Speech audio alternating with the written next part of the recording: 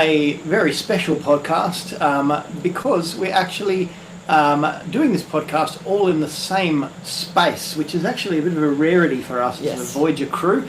Often we're spread up the east coast of Australia. I'm usually in Geelong, Elizabeth usually in Dungog, and Lindsay in Sydney, and we actually don't get to be together very often, so it's really nice to be able to do it today. And if you want to check out, it's the first time we've ever done it, so it might not be very good, but check it out, our first sort of Gogglebox Voyager episode where we did a live viewing. You get to hear our weird commentary throughout the episode as we explored it, and to see those moments of shock and fear and love and wonder. Who, from us or the characters? Us, from us. It was supposed to be from us. But so anyway, that without any further ado, we are going to be looking at episode season 4, episode 6, The Raven. And the reason why we're doing this one, and it's out of sequence for those astute fans who have written to me to say that it was missing. This is a lost episode. Unfortunately, the file for this episode's original recording was corrupted and we couldn't fix it in post. So we thought, well, since we were all going to be in the same place, let's do that lost episode together, The Raven. And it's a good one because it's a bit of a flashback episode. It's got some stuff from the past. But before I spoil it any further, Lindsay, bring us the synopsis for this episode, Raven. So the storyline from IMDb.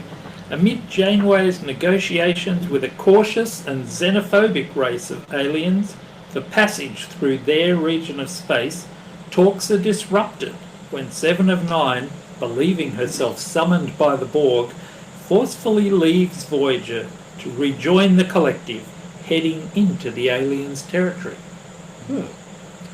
I actually quite enjoyed this episode. I hadn't conflated it in my mind with another one where there's flashbacks to her parents who've got some special potion that allows them to go and inhabit cubes without being seen. But I thought it was good background for when Seven was assimilated. It filled in that part of the story for us. And it also showed her, I think, at her most vulnerable in some ways as she comes to grips with being Borg and also being human, and the conflict that she has with that. So I thought it was good for that background and filling in those gaps. Yeah, and it's interesting because the vulnerability is actually, at least partly, about actually having to put herself back in the shoes of her young self, because usually, you know, she talks about being assimilated or rejoining the collective as a good thing, you know, and she wants to do that. But here she has to actually remember what it was like as a young child, how it was scary and terrible, and she, you know, saw her parents being dragged off and then the Borg drones reaching for her. So I really enjoyed that. Yeah, I thought it was good. It was well done. Yeah. So there's a bit for us to unpack here, I guess, from a pastoral perspective and from a theological perspective. In this particular episode, we do have Seven reliving some of her trauma that she's forgotten or has wiped from her own memory, or maybe the Borg wiped it from her memory. Who knows? But that's where these images start to come back to her. What about some theological angles in this particular episode? Where might we find some connections there? Good question. I mean, I think one of the things that occurred to me was, you know, a number of things, but one was how the crew, and particularly Janeway, make allowances for Seven. So she attacks another crew member, and there's that question of, you know, to what extent do you make allowances for someone because they are sick or they're hallucinating or whatever it might be, and to what extent do you actually say, well, no, we can't make allowances, we have to have discipline, or this person, although they've been affected by the past, they still have a choice to, you know, their own choice, and we need to hold them accountable for that. But let's recap here. They did turn up uninvited into their space and then released a Borg drone into their area. That's the testimony of the Bomar Chancellor. So you're right, there is kind of this, they're not prepared to make those allowances because they don't know her. They don't actually have that experience of her. And so there is a huge difference between how we might respond to somebody going through trauma if we know them well, or if we've actually just encountered them by chance. And I think that's a fascinating thing to look at. But even if we know them well, I mean, being traumatised to the point you're hallucinating and you're not knowing what you're doing, in a sense, you're not responsible. That's always been a legal defence against things like violence and murder, for people who are legitimately psychotic at that point in time when they commit that crime. And when they come to, they're often very, very remorseful. But they may not have seen that or seen something completely different at the time they committed it. So I feel that with Seven, right, because they do know her, they are making those allowances. And this is something new, obviously, this breakout of these hallucinations and her behaving this way. They weren't prepared for it, which suggests to me that they weren't expecting it. Yeah, and I think that's another interesting sort of part of the calculus is the whether you've done it to yourself. So, for instance, if I take drugs and, or drink to the point where I'm hallucinating, I've made that choice to put myself in that situation, whereas here, Seven hasn't made the choice to put it's just because they went close enough to that ship that the beacon triggered her, and so she had no agency in being in that place.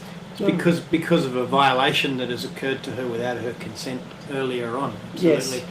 Yes.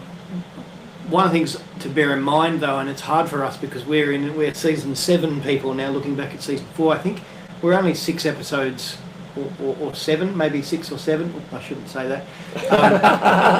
We're only a few episodes into knowing Seven ourselves. Yeah. And we get that reminder in this episode, which was really helpful from the doctor, about her being ready to ingest food.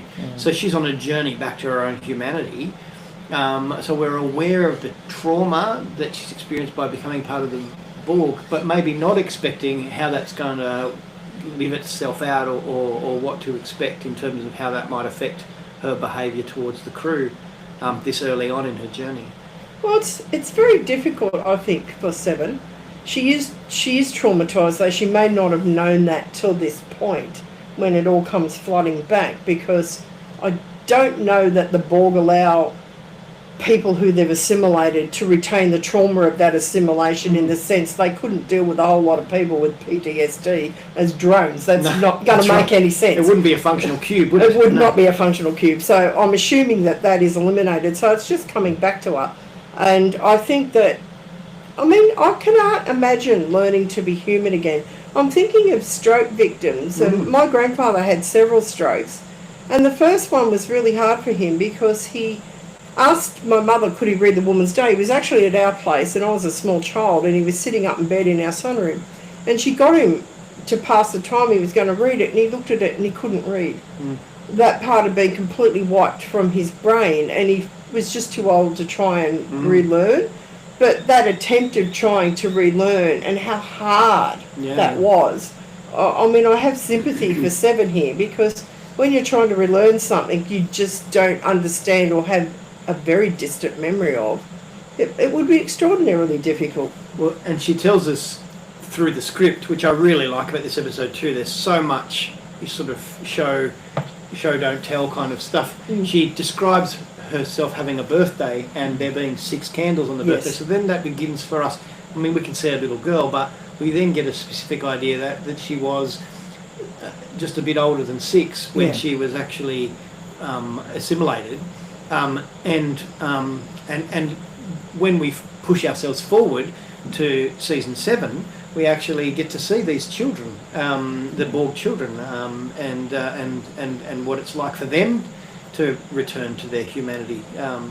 So it gives us some really useful information about Seven's journey and how it began and where it's up to.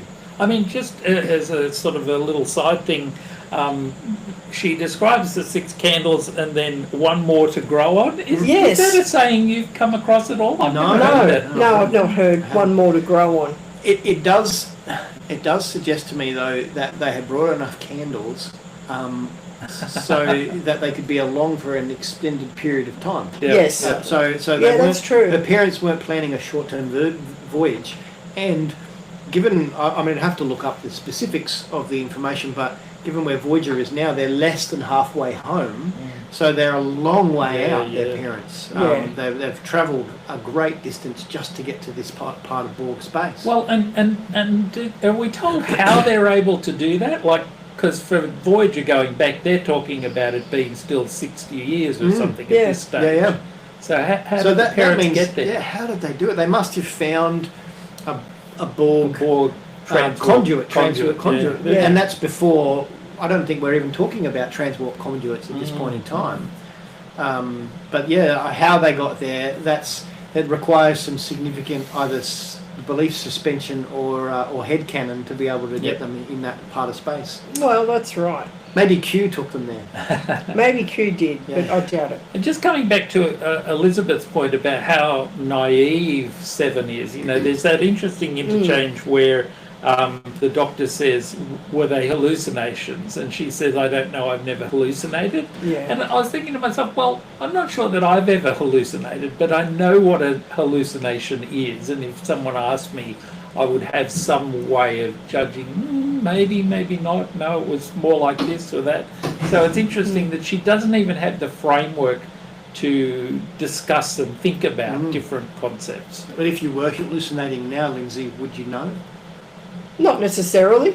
Well, you Maybe probably I am. would. Maybe I am. Maybe we're not all together in the same space. Why We are are you not two real. here? That's right. Sometimes, if you're having a hallucination or a daydream or even a nighttime dream, I can pick. I've had dreams that were so vivid that I wasn't sure if I was dreaming or not. Yes. And so what I look for, or what tells me I'm dreaming, is if something illogical or impossible is actually taking place. And I mean, it's clearly impossible the three of us would be in the same room together. So therefore, Why is or it improbable.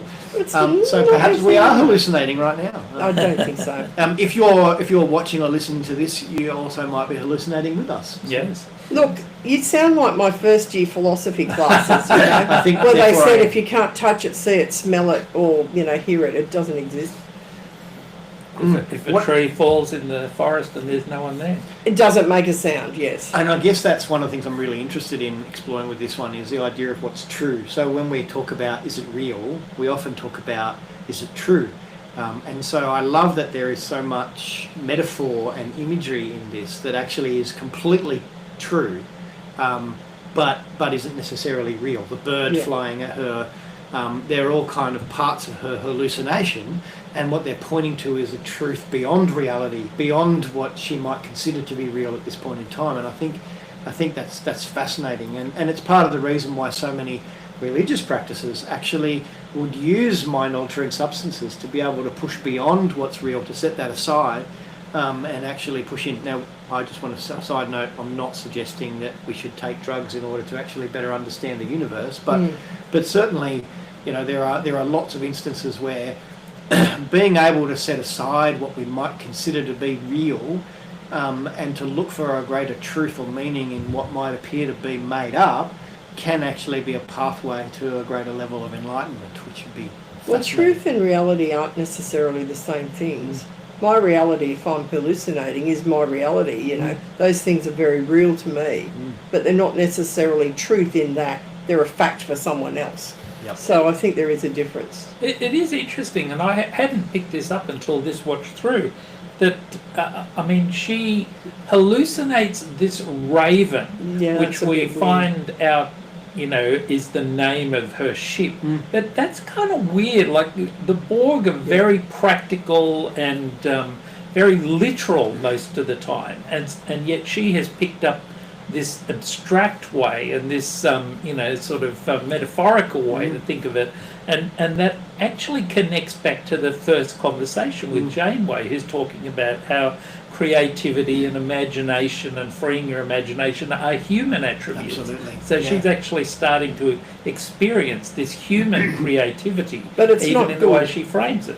It's not good for her. I mean, that is the least credible part of this, I think, that she is seeing a raven to represent the ship, which is called the Raven, as we learn. But she would have known that as a child. They would have told her that was where she was living. She was living like I that was get her that, address. but she may not have recovered that quite until Yeah. she was actually at that moment and she saw the name.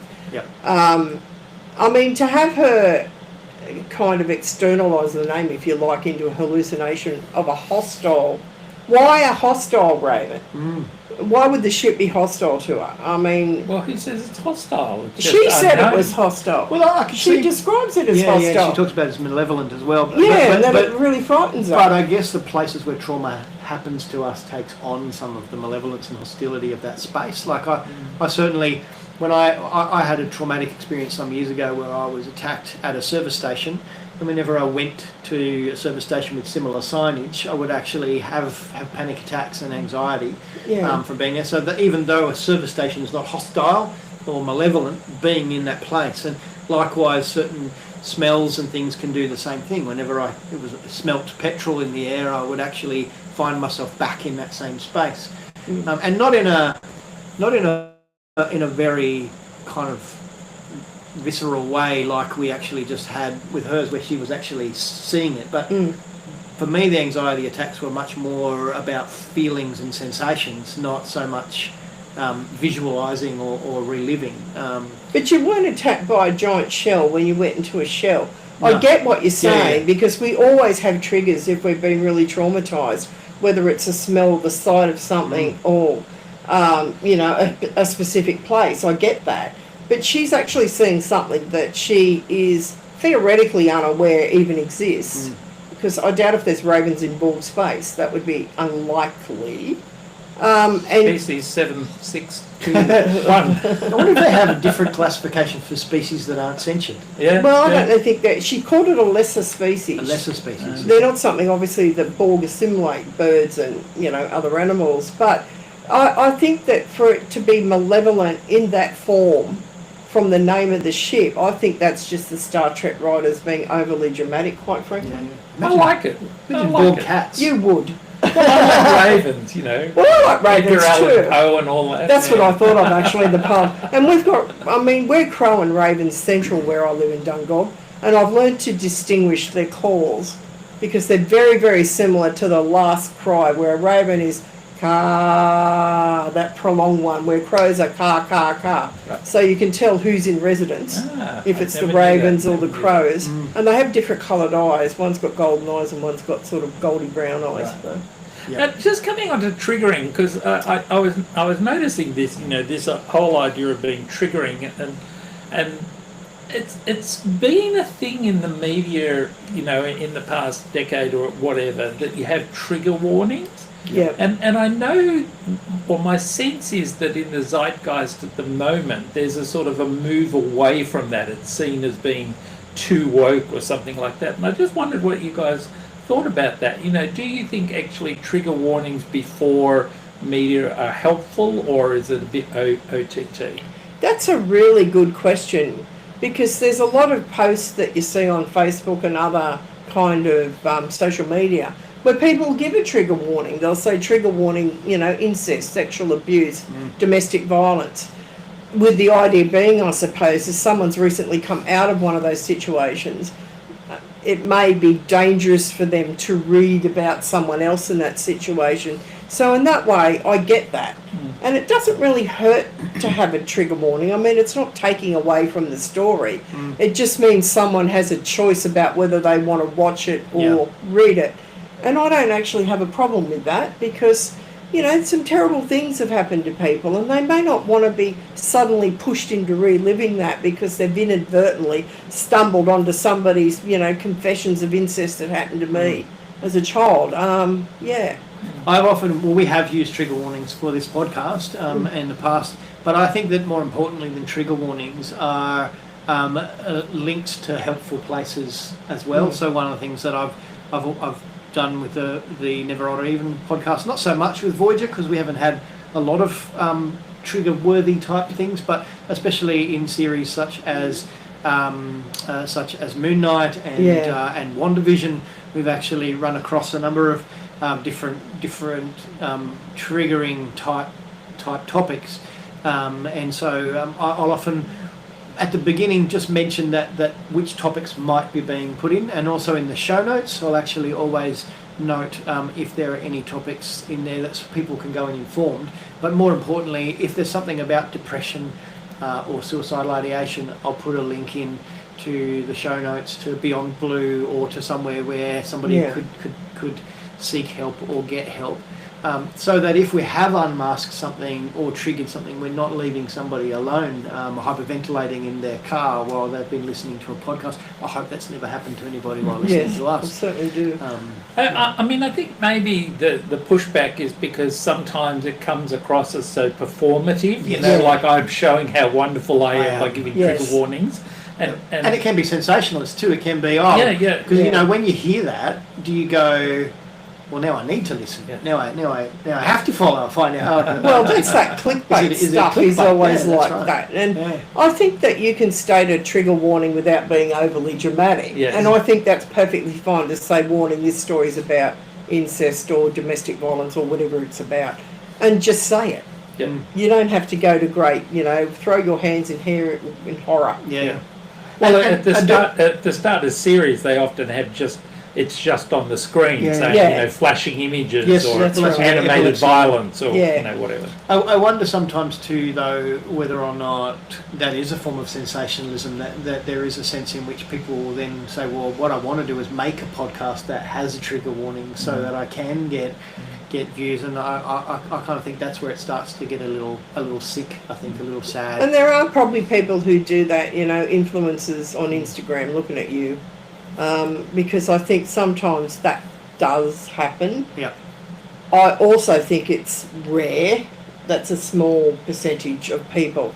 I mean, the trigger warnings I read are usually very genuine. It's Yeah. someone who's about to tell you something quite horrific, and if you have come out of such a situation yourself, they want you to know. Be safe, yeah. To be safe. And I don't have a problem with that. I don't think that's woke. Yeah. No, that's caring. That's good. Yeah, it is. And that's important when you talk about pastoral care. Yep. That's not exactly theology, though it's kind of a sideline of theology. If you're going to care for someone, and we need to, like they show for Seven, they've got to know her, they've got to like her clearly, Absolutely. and they're showing that concern and they want to help her, and that's really important, I think. So speaking of caring, concern, getting to know people, can we talk about Harry's crush? Oh, poor Harry. Harry is clearly in the stages now of having I guess a form of affection towards, an attraction towards, but it doesn't seem to be overly informed or well thought through No. at this point in time. And Balana gives him a hard time about that in this episode. And I think he rightly pushes back. Yeah. So, but Well, it's none of Balana's business, let's face it. it's a bit early though, isn't it, for Harry to be? I mean, he seems to go off. It's what's Tom's list? That's right. Dead and Borg and That's hologram. right. Yes, he does go through. I thought that was unnecessarily cruel, though. Harry may have needed it as a wake-up The wrong call. twin, is that right? Yeah, That's right, he had the wrong twin. Yeah. I feel sorry for Harry. He doesn't just not get promoted, he always loses the girl. Yeah. It just never happens. But it's I guess it's one of the artifacts of the era, and in some ways it shows some of the, I guess, I would say racism of the era, that Yeah. the Asian sidekick is the one who is comically not quite there, and the interplay between Harry and Tom really shows through some of this sort of 80s 90s attitude that kind of says, well, and that still interplays today. There's a huge uproar when a person of colour or a woman or somebody from the LGBT community gets showcased or heroed or plays has Doctor Who. has the main role. Yeah. That there is a massive amount of the fandom that just can't cope with successful people who are not normally cast in those roles, and I actually think that I'm really pleased that we're living in an era where that's happening more and more. But the wailing and gnashing of teeth is getting louder and louder as The well. wailing and gnashing of teeth is shocking at the moment. It really is. I mean, over recent, very unfortunate incidents on Bondi Beach, that terrible, terrible shooting that happened there. I mean, there's lots of wailing and gnashing of teeth there, but a lot of it, I think, is fake. They're not about stopping anti-Semitism. They're about Islamophobia, and this has become a vehicle for them into that, to legitimately, in their own eyes anyway, be very, very critical of Islam. And we see the rise of One Nation people affiliating with them, and they're basically males between 18 and 35 who are swelling the ranks there, and I find that deeply concerning.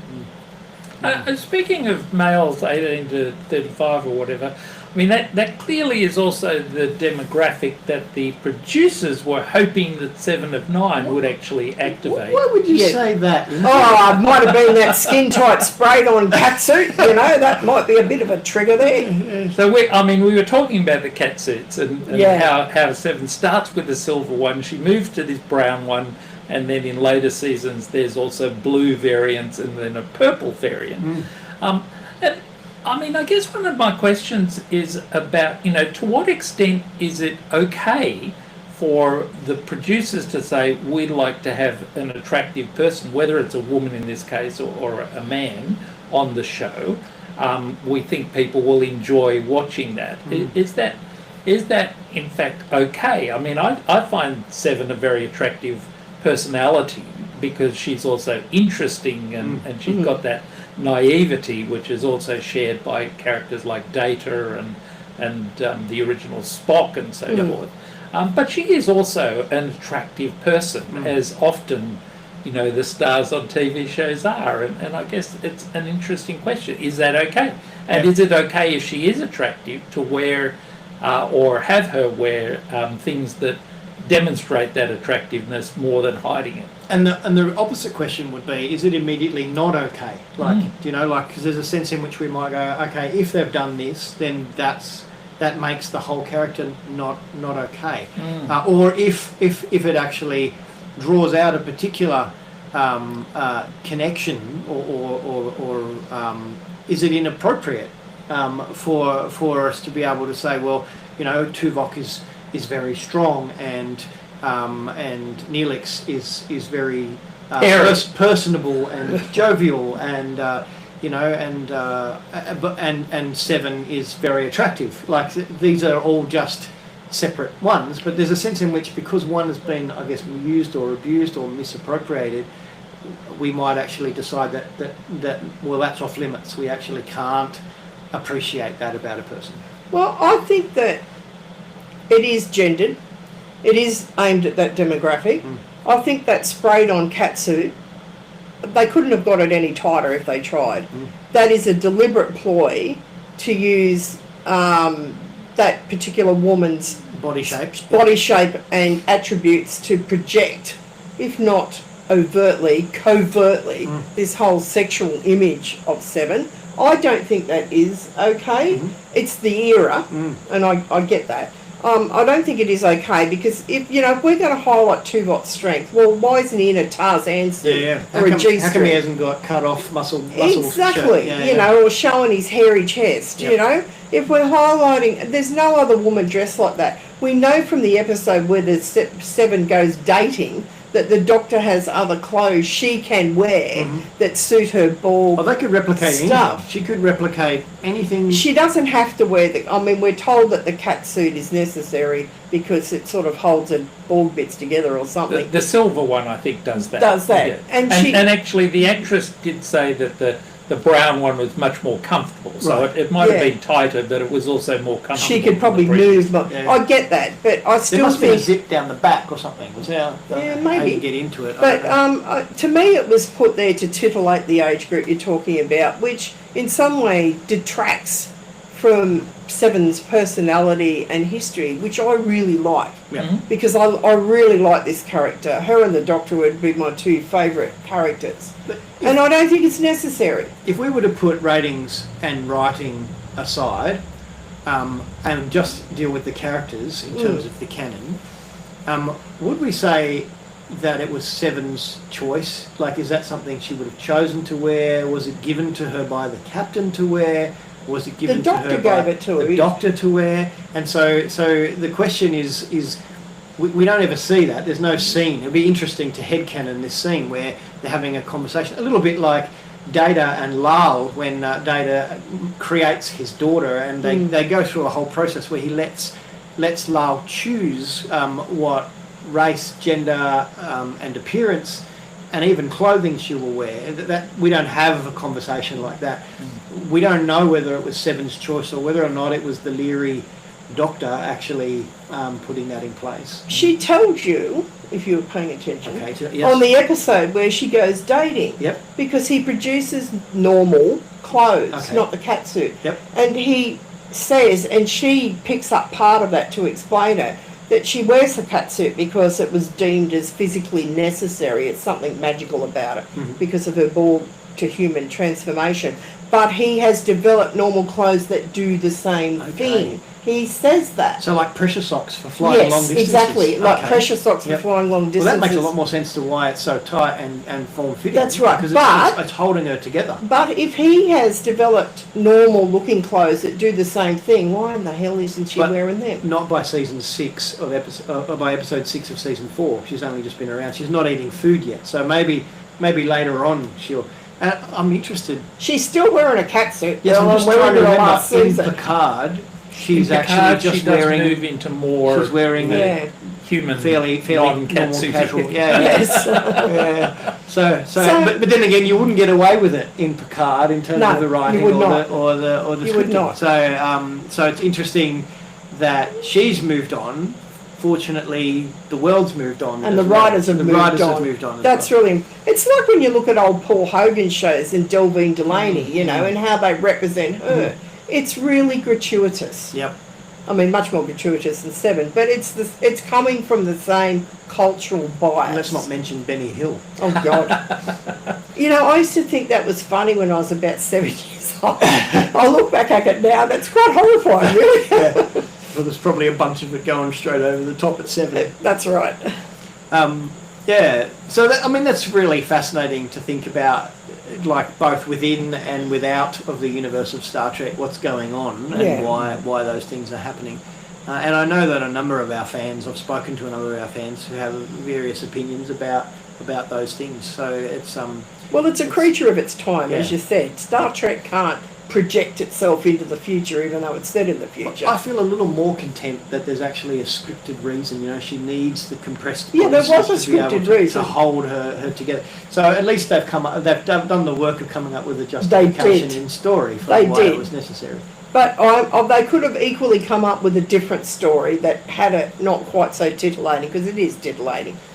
Well, but I mean, And she's the built like decisions an go Amazon. well beyond the story to the casting, doesn't Yeah, it? it That does. They cast a particular type of person with a particular, you know, sort of idea in mind. Yeah. Well, she's like an Amazon, and she's, I think, meant to be, because she's strong, she's efficient, she's got all these qualities that are kind of Amazon-like. But they've You know. retained femininity at the same time. Yes, so that's correct. she's not masculine in that strength. She's actually quite feminine in that strength. That's right. Though cross her, and you'll find that, you know, she's as male as you can get, as far as wanting to drop you or punch you or Just knock like your teeth out. those two crewmen who were disabled and wounded in the encounter. In the encounter. That's Yeah. right. So just moving away from the personality of Seven to the broader sort of questions in this episode, I mean, we've already highlighted Janeway's approach to the Bomar, and I think this is one of the things that comes up time and time again in Voyager, for me anyway, is it okay to override other people's rules or way of living or territory or whatever it is in order to do good for your crew? So, I mean, at the start, you know, they want to go through this territory because Yeah. it saves them some time. And then later, when Seven goes AWOL, they want to ignore what the Bomar say because they want to find Seven and get her safe. And it's an interesting, you know, like, what is the moral equation here between caring for those I care about and caring for those people outside who may have different rules and different ways of living? I suppose from my point of view, I think the Bomar are being unreasonable, and they're going to kill Seven if they find her. So I get why Janeway wants to get there first. Well, they were being unreasonable before there was even an incident with Well, them. I there mean, was. Although it They does were. strike me, they're looking at this two-dimensional flat plane pathway through space. They seem to have forgotten again in Voyager that they Yes. can go in 3 dimensions. They can Yes. go left Yeah. and right and up and down and... Well, that wouldn't fit the plot, would Yeah, it? that's now, right. Will? They've got to It get wouldn't through. do Their that. space must be massive. They're Yeah. claiming... And I guess that's a question I've got in terms of the right and wrongness. What's a reasonable amount of space, even here on our planet? We actually don't claim or can't claim large portions of the ocean to be our belonging to a nation. And even those we do are subject to, disputation. Yeah, So, yeah. China wants to claim this amount of the, South China Sea or whatever. And in order to do that, other it builds nations want to say, islands. no, we Yes, don't want that's to right. claim that. Or, Yeah. or when they, go around Australia and we want to say your warships are in our territory, you shouldn't be, going Yeah. around Australia there. Yeah, a few miles off sea, there's a line painted on Yeah. the top That's of the ocean, right. and the ships can go on and Well, on. I guess for me, this reminds me a bit of our code of ethics, where I think we're the only church that has this. We're probably the only church that has a code of ethics, for that matter. But in our code of ethics, it states that ministers can be arrested on a matter of social injustice. So if you think the law is wrong, and it spells it out, if you think the law is wrong and you protest that law, as many ministers did over refugees and got themselves arrested when the Love Makes a Way campaign was quite strong, it was about there is a higher and greater good necessarily than the law, and the law is not always there to serve everyone well and fairly. And if you really think it's a violation, then they're saying, we will back you if you go ahead. And I guess I see this as a bit like that. Janeway doesn't want 7 killed, understandably. She's not proposing any harm to the Boma. She just wants to get her crew people Other than back. doing lots of damage to their weapon systems. Well, she only does that because they keep firing at them. So I think that's fair cop, Lindsay. If someone keeps firing at me, I might shoot back If you're eventually. going to targeting weapon systems is the best. Like Star Trek policy, Starfleet policy seems to be, target weapons and engines, but try and stay away from life support and hull. Yeah, that's right. Yeah, so So I thought that was fair enough, because I think they are being unreasonable, because Janeway says, can we work together? No, we're not going to discuss it. He's a patronising pain in the arse, let's face it, yes, I thought they almost reminded me of Cardassians a little bit.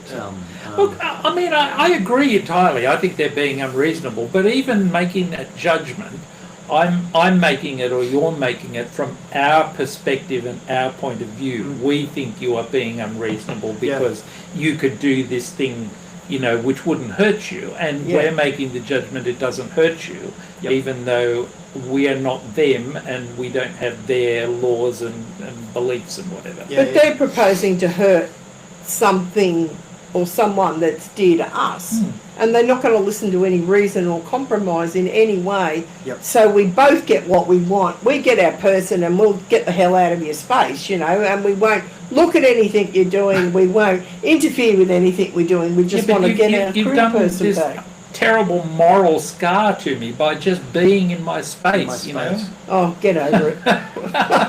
Well, and look, that's one of the things that's really fascinating in relation to our real context is actually the whole idea of being offended. Yes. Like, there's a whole question about,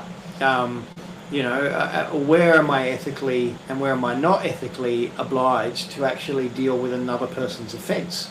And I think, as you said, Elizabeth, when it comes to harm is the place where that actually happens. Yes. One of the things that's fascinating in the first part of this, they're thinking about not adhering to this line that they've drawn, and really trying to work through that, not because it's ethical, but because it's convenient or inconvenient or convenient. And so, do we break somebody else's rules that aren't necessarily our own because it's convenient or efficient for us to do so? Or do we, if somebody else feels something's important and it's inconvenient for us, do we abide by those rules in order to keep their offence? I think once we get to the point where someone's harm is in their way, like Seven's in harm's danger, then offence can go out the window a little bit. That's right. But the question is it still inappropriate or appropriate for us to contravene somebody's wishes because it would be more efficient for us? I don't think Janeway ever proposes that she's going to contravene it. I think that had Seven not gone AWOL and on a rampage, they would have just gone the circuitous route and just copped it. But she tried very, very hard to renegotiate that. And she was getting nowhere, and I think, as I said, I don't think they were going to fire on them. She would have just copped it and done the circuitous route. But then, of course, Seven goes rogue, so she can't. At the risk of stealing Filthy Hope's Vent Central idea, one of the things that really pisses me off when I'm in the cinema or I'm at a show or something, and there's 2 aisles that you can actually walk down to get to your seat, and somebody chooses to go down here because it's more convenient, and then make everybody in the row stand up so they can get to the second seat from the other row instead of walking all the way around. Yeah. And so it's a similar kind of situation here with Voyager and the Bomar, that they're kind of going, actually it's inconvenient for us to go around your space, we'd rather just go straight through it. They're saying, hey, actually, we really need you to go around for these reasons, even though you don't think they're good reasons. It really pisses me off when people actually make their way down and just go across without, when I go into those places, stop and think to myself, what's the best course for me to set here that will disturb the least number of people? So if you're in the cinema, guys, just take a moment, just stop and think about how you might go and say, look, I have to make 4 people stand up if I go this way, or 10 people stand up if I go that way. So that's my rant for today, I think. Look, we live in a society that is built on convenience. We absolutely are. We do everything in our lives is structured around convenience, whether it's our devices, the food we eat, like takeaway, whether it's we want something cut down and made unrecognisable in some highly processed thing because it's just easier to prepare and eat, whether we buy cheap slave-made clothing because it's convenient. I mean, convenience is the byword of Western society. And we if we have could, convenience stores. we do have convenience stores, and the sooner we get rid of convenience, we might do something about looking after our planet. I mean, I agree, but I think even more than convenience, it's also about selfishness. Yes. And I think as a society we have lost some of the capacity of thinking of others first and That's of right. saying, you know, how am I going to inconvenience other people if I do this as opposed to if I do that. And we just seem to be, you know, a bit overrun at the moment with a sense of entitlement that, you Yeah, know, I absolutely. can do what's good for me and it really doesn't matter how it affects other people. I watched that show, the last episode of that show on the ABC. What was it called? The one where the family owns a convenience store and they actually put them through the ages in those spots. Oh, right, I know what the it was one you called. mean. I can't But remember they what actually, it's called. they start off in the 1800s and they've got a corner shop and they actually keep moving them decade by decade through to show how corner stores have showed. And they get to the 90s and it's the last episode because most the corner store convenience stores went bust during the 90s. The big conglomerates took over and the convenience stores actually meant that the corner shop could no longer compete effectively and so they went away. And one of the things that was really fascinating was that it wasn't just a selfishness component or an ethical component or other things, but there was actually a social loss that knowing that Mrs. Jones comes in every week to buy her milk and then one week Mrs. Jones doesn't come in, the convenience store owner knows that they didn't come in. And that a person with disability who goes into a corner store can say, can I have one of those and one of those, and they'll get assistance to actually do that. Whereas if you go into your big Coles or your Woolworths, you're lucky to find somebody, especially these days with home deliveries, who's not racing around with their own list of things to try and get prepared. So there's a social capital loss without these convenience stores, and they were really mourning that in this episode, saying actually that part of our disconnectedness in our society has come from the loss of these local little social hubs that used to provide us with all of our stuff. We're all enthralled to big conglomerates that are faceless, you know, whether it's Amazon or Coles or Woolworths or Walmart or whatever. We are, and part of the problem, I think corner store is actually a better designation and name than convenience store. They weren't convenient in the sense that is actually where you went. That was the choice you had at that time. You could walk there most of the time. That's exactly right. But you got your stuff laid out and put in something and wrapped up. It was more expensive. It was slower. You couldn't get everything under the same roof. You were dependent on the milko coming around and probably the bloke that delivered the bread. And there was a whole... Never getting gluten-free things at a convenience No, they wouldn't. store. Well, it didn't kind of exist back then, really. And it was an issue. And I think that we lost out because of convenience. Because people wanted to be in a big bright supermarket where they could pull things off shelves, and they're not thinking of the lonely person or the disabled person or the person that just likes to have a nice chat. You know, they're not thinking of that. They're thinking what's cheaper, what's easier, what's prettier, what suits me best. And who's paying me off to sell what product to the people this Exactly. week by putting them That's in the right. space where there's a sale, non-sale. Yeah. Well, there's never a sale. We're getting very narky at the moment. That's all right. Colesworth deserve all the narc that we can throw at them. So let me bring in one other topic that struck me, which was at the end they're having that discussion about, you know, the past and what makes you who you are, and it was in my mind because I think Suzanne and I had a conversation the other day. I can't remember what we were talking about, but it was one of those, you know, if I knew now what if I knew then what I know now, I would have done something different. Or Yeah. And you often have those conversations, and I find myself regularly wanting to say, I'm not sure I would do different, because I know that although, you know, from one sense this choice may not have been optimal or whatever, that it's part of what's made me who I am. And it always reminds me of that TNG episode, is it Tapestry? The one where Picard and Q. Q and Q answers that question and says, okay, you can go back and redo something, and puts his heart back in. Stops him from making the mistake that causes him to be stabbed. Causes him to be stabbed, but in the same way, he also loses the capacity to be daring and brave, and yeah. So I often think about that, you know, and the fact that things, even traumatic things, are part of what make you who you are, and part of the good of that as well as the bad. And it's just an interesting sort of thought. That's true. The caveat I'd want to put on that, as someone who's lost two cousins to suicide, and they both hung themselves, which is unusual because they're both female. You know, for them, their trauma had become so great, they couldn't face living anymore. Maybe if they could go back and something could be different, they would not have got to that mental point where they felt there was no other option. So I do think it probably varies with circumstance and individual about, and there's probably some things in my past I'd change. They wouldn't be huge, humongous things, but I would alter them. They're not things I like to think of. But, you know, when I think of my two cousins and what happened to them, I think that, well, if they could go back in time and something changed for them, would they have arrived at that deadly conclusion? I don't know.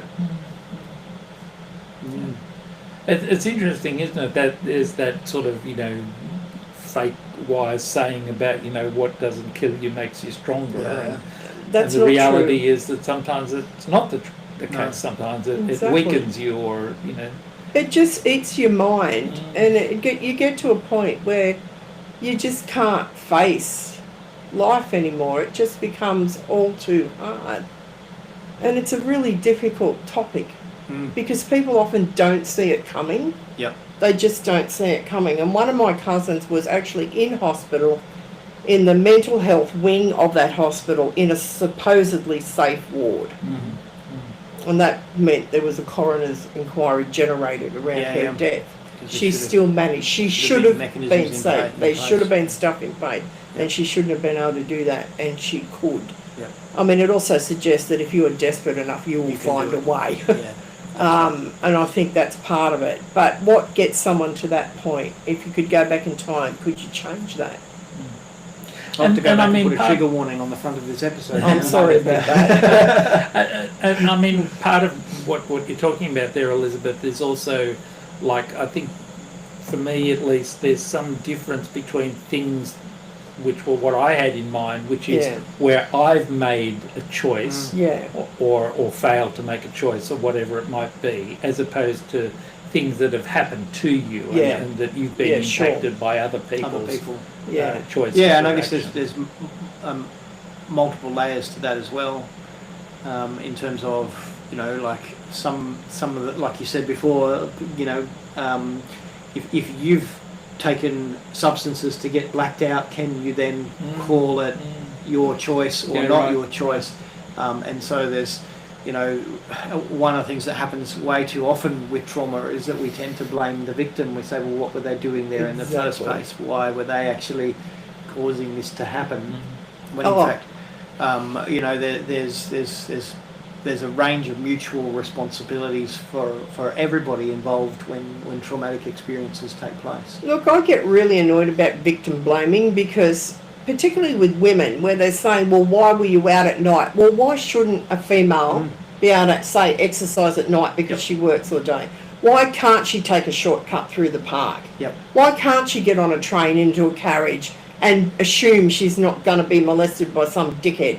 I mean, this blaming of people really drives me nuts. And there's a web in this, because you then have all these things being interconnected. Like, so we mentioned Bondi before, which we would never have talked about in our previous recording of this, because it hadn't happened. It hadn't happened. But it's so influential in where we are at this point in history that, I wonder, certainly people enjoying themselves in a pre-Christmas space, celebrating Hanukkah in a religious, but many others just enjoying a sunny day at the beach, they actually shouldn't have to consider what it might mean to be gunned down in that space. But as I was thinking about it, I started to go, well, look, the father and son in this, not far demographically from my own sons and self. Like, I begin to ask myself the question, what levels of anger and trauma or brokenness and hurt leads a person to make the decisions,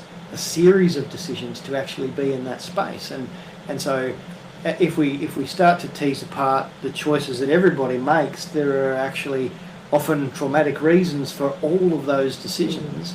And so to cause anyone to be a victim in these situations then suddenly becomes problematic, because everybody is actually operating out of their own story. Well, that's true. And that's, I feel some trepidation even exploring the depth of that. But the idea that we can say, well, this person is totally the like, I mean, when we talk about evil, we actually can ascribe evil to people who have done things that we couldn't imagine doing, and yet in the minds of these so-called evil people, are they doing evil, or do they perceive themselves as doing good? Do they have a good that they're pursuing that we don't understand? Well, I think we can easily understand it. It seems to me that they were performing jihad, which is a thing very radicalised, extreme Muslim people will get themselves into. And it's not about who they're blowing up, because they're happy to blow up basic. They don't like anyone. They'll blow up almost anyone, as we saw in America with 9/11. This just happened to be a gathering of Jews, so that was nice and convenient for them. But jihad is all about the afterlife. It's about a fanaticism where you eliminate innocent people, but you eliminate people that's going to get you brownie points and put you into this other life, so you go to immortality in a blaze of glory. But there's a whole story that actually leads a person to construct that meaning. Oh, of course there is. Of course there is. And they were obviously... series of trauma and hurt and pain, I think. Well, I'm guessing they were probably traumatised in some ways by Gaza. But having said that, their ethnic origin's actually Indian, not Arabic. Yeah. So I think it was just because they're Muslim, in a sense it's a story they've borrowed from the Muslim tradition and from others. To meet some greater need or meaning that they've actually constructed in their head, exactly. And that none of that is to excuse what they did. Do not at me, anybody, because I think what they did was atrocious. They knew what they were doing. They shouldn't have done it. Plenty of people are traumatised without going around killing other people. And so what matters most then in this situation is what we as a society do afterwards. That's pretty much it. How we actually respond. And I have to say, having watched the New Year's Eve celebrations, fireworks aside, Elizabeth, I know that was John's not very happy about fireworks. But I'm not overly happy about fireworks either. But that there was a real soulful liturgicalness to this year's Sydney New Year's Eve celebrations, and I just found that there was a strong sense to ask, what is it, 1.5 million people to have a minute of silence, and for them to do that, that's an incredible achievement. It is. and then to follow that up with In Excesses Never Tear Us Apart, I think was a really strong act of liturgical worship and response. So I take my hat off to the crowd that gathered to do that, and I think that's part of the healing response that we need as a society going forward. Well, let's hope they stop. Islamophobia, since that incident, is now on the rise. Yeah. And let's hope that unity might have percolated through enough that people aren't ripping hijabs off Muslim women who are, let's face it, are very easy to identify and attack. Yeah. And I mean, you know, at the risk of wandering into dangerous topics, like we were talking, it might have been before we started recording about assimilation, you know, and the Borg assimilating people, and some of the dialogue that's around in the Australian community at the moment. And while I think the idea of assimilation is really terrible, there, I think, is a real sense of we lose something as an Australian society when we are constantly being invited to think about other people in terms of situations happening elsewhere in the world. So, you know, for me to be invited to think about Jewish people in the light of the actions of the Israeli government, or for me to be invited to think about Islamic people in the light of something like 9/11, both of those things, you know, are problematic, and they're particularly problematic for us when you know, we're in a totally different place. We're not actually impacted by those situations, and so I understand the Australian response to say, wouldn't it be better if people could leave their animosities outside? Yeah, look, and the other angle on that we haven't had a chance to talk about it because we haven't recorded an episode since it started, but I've been watching the Apple TV series Pluribus. I don't know if you've seen that, but in this one it begins with this idea that humanity all becomes of one mind and one state of being, and that'd be boring. And well, that's part of the issue is that what happens is, and I won't spoil it for anybody who hasn't seen it, but what happens is in the first parts of the show, the majority of, actually all but 12 people actually all become interlinked in a way that is so blissfully efficient and wonderful, and they're all it's like a Borg collective. It is like a Borg collective. It does look like a Borg collective, not as horrifying, and in fact it looks like a beautiful Borg collective where everyone is smiling, but it still has this eerie quality to it, and often as Christians we talk about heaven in this way. We actually, you know, we're encouraged to think that one day we'll all be of one mind and one spirit, and you know, I agree with you when I find myself singing the latter verses of Amazing Grace when we've been there 10,000 years bright shining as the sun, with no less days to sing God's praise than we've first begun. I'm kind of thinking, well, can I have oblivion, please? Because can't we have some fighting on Xboxes? Surely, like a true there's something else to be able to do. You know, like here's the news: nothing happened today. And look, so if you're looking at another way to tease open this idea that we're talking about, then Pluribus is certainly a really good way to go. I've watched all of the first season and I deeply enjoyed it. And I've begun to blog about it on oddrev.com, so if you want to have a look at some of that, you can check out Pluribus as well. I think that you've got to have a certain amount of assimilation if you're going to be happy and get by in a society that is foreign to yours initially. You know, part of that is just basically knowing how to communicate, so learning the language. I'm not saying in a strident way they should talk like we do. What I'm saying is if you actually want to get on with your neighbours and be able to do your shopping and go to the doctor, you need a certain level of language so you can communicate. So it is true to say that you need some sort of assimilation if you're going to fit in and be happy. Yeah. You know, whether that's getting used to our food, our sunshine, learning to speak the language, learning to swim so you don't drown. There's all sorts of things that you could look at. But I don't think assimilation should get to what you're describing, Will, where it actually takes someone's identity away. And I don't know that anyone arrives on these shores with animosity. They learn it, though, because we're racist dicks at times. Australia just is. I watched recently that show with that Aboriginal presenter. He used to play football. I've gone blank. But it was about racism in sport. Adam Goods. Yeah. No, Adam Goods was on it, but it wasn't him presenting it. It was, was it Tony? Tony Armstrong. That's it. And I was appalled by some of the stuff it uncovered, and you know, he was trying to do something about it, to get these clubs to take on programs to do something about it. But we are structurally a racist society, and people come here with high hopes, and kids get tormented at school. They get mocked for their religion. They get pilloried for their skin colour. All sorts of shit is out there. It might be a minority doing it, but by golly, they're loud. And, you know, these people, understandably, particularly the young men, become really angry. Yeah.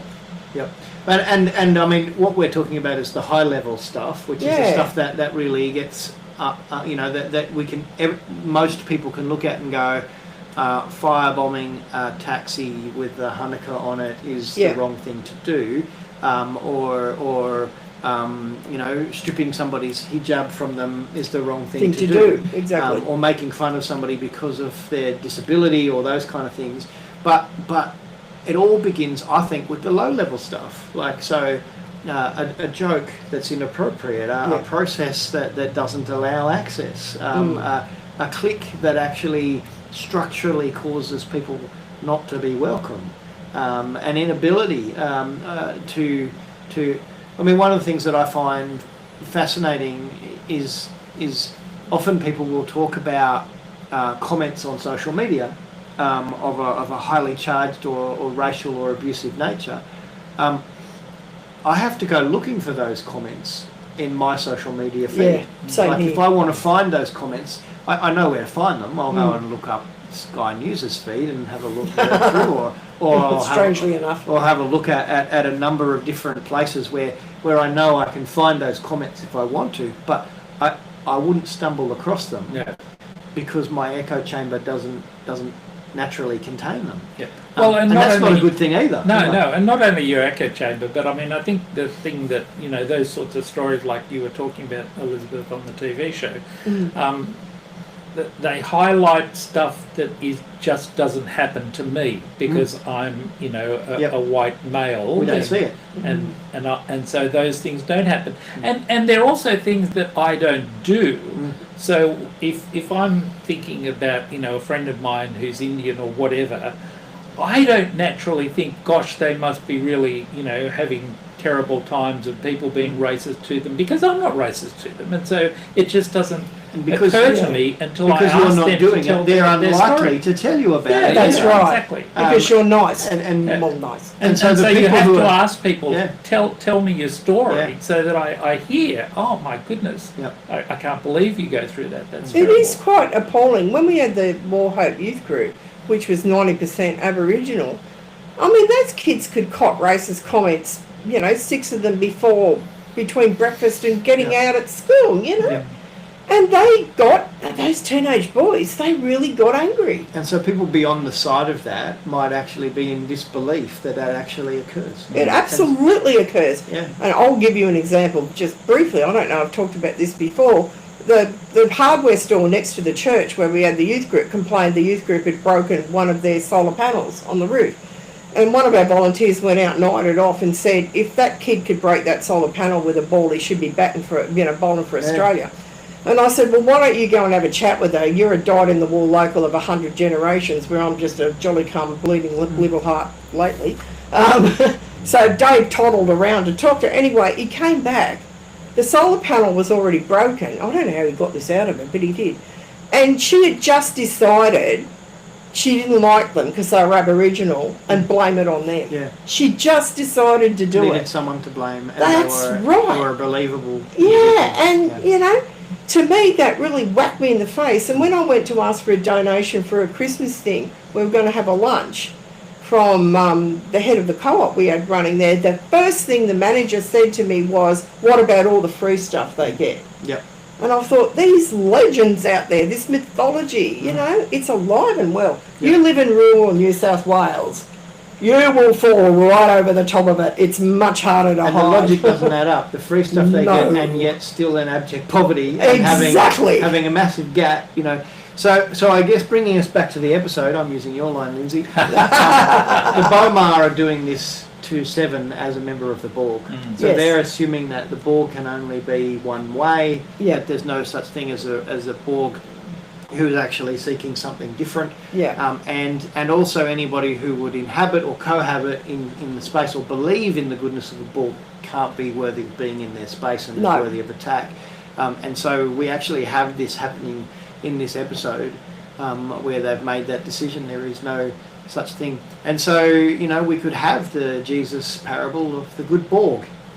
We could. We actually could. The For Borg. Star Trek, Yep. yes, it would work well. The Borg is travelling along the road after the Federation officer has passed by on the opposite side of the road, and the Vulcan ambassador has passed by on the other side of the road, and the Borg sees the injured individual and walks up and injects them with their tubules and assimilates them into the collective and heals them that way. No, that's probably not how it works. I think it No, went no, off the rails. I think you lost the plot somewhere there, Will. That would be an interesting way to put it. But Yes. people forget, look, if you're out there being a right-wing Christian, you need to remember that Jesus was a dark-skinned Middle Eastern Jew who was a refugee and of dubious parentage. And didn't assimilate anyone. He didn't. Nobody. Well, that's been a really positive episode. Are there any quotes of the week? We've covered a huge amount of ground in a short period of time, as we Oh, always quote of do the with the week. Voyager one. Any quotes of the week this week? I don't have any Lindsay's notes always with me. got some. Well, I usually do, but it's very hard to take notes when you When guys are yakking in the I background. know, we're dreadful. We If were you awful. want to see what Lindsay's talking about, you can go back on the previous YouTube clip and see Elizabeth and I having a good old yarn while the episode is on. Will was egging me on. He was baiting me. He kept asking questions. I was just trying to make the YouTube a bit more interesting. Yes, you just wanted to provoke me, so all of that fandom you reckon I've got out there would go, yay! She's bitten Will's head off, isn't that good? You did it. But Oh, as we here quickly are. come up with some quotes of the week, what are some of the things that leap out at us? It's Well, I was just looking at the quotes from IMDb, and I did enjoy the one where Harry Kim was talking to Janeway and talks about how Seven's logs are mainly observations about the crew's behaviour. I'm mentioning quite a few Oh, of them. that's Apparently, she finds my behaviour easy to predict. yes, predictable Harry. Good work. I really like the interchange between Tom Paris and Tuvok, where Tuvok says, "Have you got a better idea?" and Tom Paris says, "Well, come to think of it, no." That's right. I kind of think, well, then they decide, given that they don't have a good idea, that they will just use the bad idea that they've got. So. I had to say too, I did note in the early one too, that in the transport, it seems that Tuvok doesn't have the spatial or situational awareness to transport himself so he's facing Seven. That's He right. actually transported him so that he's behind Seven, which gives her the advantage. So, Elizabeth, any ones that jump out at you? No, there isn't actually. When I'm reading through the ones they've picked in Memory Alpha, just to remind me, I suppose the first rule is don't be afraid of the clay, and Seven says, I fear nothing. I'm just looking at that. Yeah, I mean, you can't concern yourself with making a mistake, is Janeway's response. Yes. That's not a bad quote. But see, I think when it comes to art, that's one of the things that stops people from being imaginative or artistic, is actually going, what if I get it wrong? But if it's your work, if Yeah. it's your creation, can you But get it wrong? A lot of artists are perfectionists, and I know for me, I've got a modicum of artistic talent. I've got no craft talent, but I will have a picture in my mind of what I want this thing to look like, and I can never make it look like it. That is the frustration. Not that my work is perfect. It's just I see the Mona Lisa and I can't do better than a stick figure. You know, it's that kind of thing. So I find that very frustrating. I have taken up urban sketching though, and I've got a knack for that, so I'll stick with that. Well, one last quote, because Yes. I think it's very apposite for us. A little disorganisation can be very encouraging to the imagination. So isn't that like our Yes. podcast? Yes, absolutely, that's right. correct. Now, I do like that. I was a little disappointed. They must have had a lower budget for this one. They couldn't afford John Rhys Davies to come in and be Da Vinci. But would it have hurt them just to have a little clip of? A little cameo or something. Oh. Yeah. Da Vinci. Oh, Karina, hey, how are you doing? Yes, That's right. That's right. I missed. We John saw a Hastings. lot of him, didn't we, in the early And episodes? he wouldn't have been a cheap addition to the No. show. No. Unless, of course, he's a fan and he just really enjoyed being there. I don't know. If somebody knows the answer to that, then write in and tell us. That's probably the end. I did look up the Edgar Allan Poe's Raven, and I thought I might read it, but it's really, really long. It's hugely long. So maybe Said just the a couple- Raven, nevermore. Maybe, Both the Raven. maybe, Both maybe the Raven, just nevermore. Yes. Once upon a midnight dreary, when I pondered weak and weary over many a quaint and curious volume of forgotten lore, while I nodded and nearly napping, suddenly there came a tapping of someone gently rapping at my chamber. "'Tis some visitor," I muttered, tapping at my chamber door, only this and nothing more. But I distinctly remember it was the bleak December, and a separate dying ember wrought its ghost upon the floor.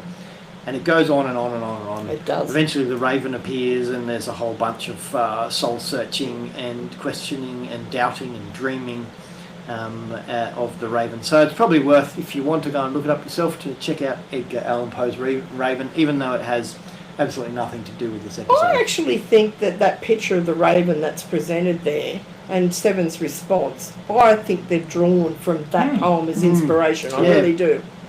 Well, there is something terrifying about it. Well, there is, and the Raven is kind of like your black, fearful, embodied conscience Yeah. outside of you, talking at you in the poem. And in a sense, it's Seven's memories. That's what it's Coming back. coming back. Yep. It's doing something similar. So as soon as I watched this episode, I thought, oh, Edgar Allan Poe. They've used that Raven. That Raven. Type, yeah. But they could have called the ship anything. What if they had called the ship the Squirrel? That would have been a very different Yeah, episode. that's that would have right, been so yeah. cute. No, squirrels can be evil. I'm a squirrel with red eyes That's right. staring at you. And Nara. How many squirrels have you met with red eyes staring at you? Well, before we get any more ridiculous, we're going to bring this episode to a close. Thanks for joining us. Barring any further corruptions in our recordings, this episode will be released shortly, and you'll be able to hear every word again if you've joined us. I know that noted that there's been about 5 or 6 people who have joined us over the period, and we thank you again. We will be back in 2026 to finish the voyage home of Journey of Voyager, and hopefully at Time's End we might actually. No, we've already had Time's End, haven't we? We have. Yes. In the final episode we will see Voyager either explode and not make it, or make its way back to the wonderful home with fireworks. Maybe wouldn't it be fireworks? I have no idea if there'll be fireworks and whether they're concerned with particulate pollution Yeah. in the 24th century. I did hear, just on the matter of fireworks before we finish, I know we're on trivialities, but China this year actually had a number of displays without fireworks, Yeah. using drones. Well, that's their why light displays. Singapore scaled back Yeah, their yeah. fireworks, and they have LED light displays and drones. Yeah. So Yeah. there are alternatives, and perhaps we could do it better with drones. Maybe we could. And then we can, reuse them for military That's purposes. correct. So Yeah, it's a we can- win-win. Yeah, we go blow things up. Absolutely. Well, on that fine note, this has Good been idea, Voyager, Lindsay. A Journey Home, and I've been Will Nicholas. I'm Lindsay Cullen. And I'm Elizabeth Rain.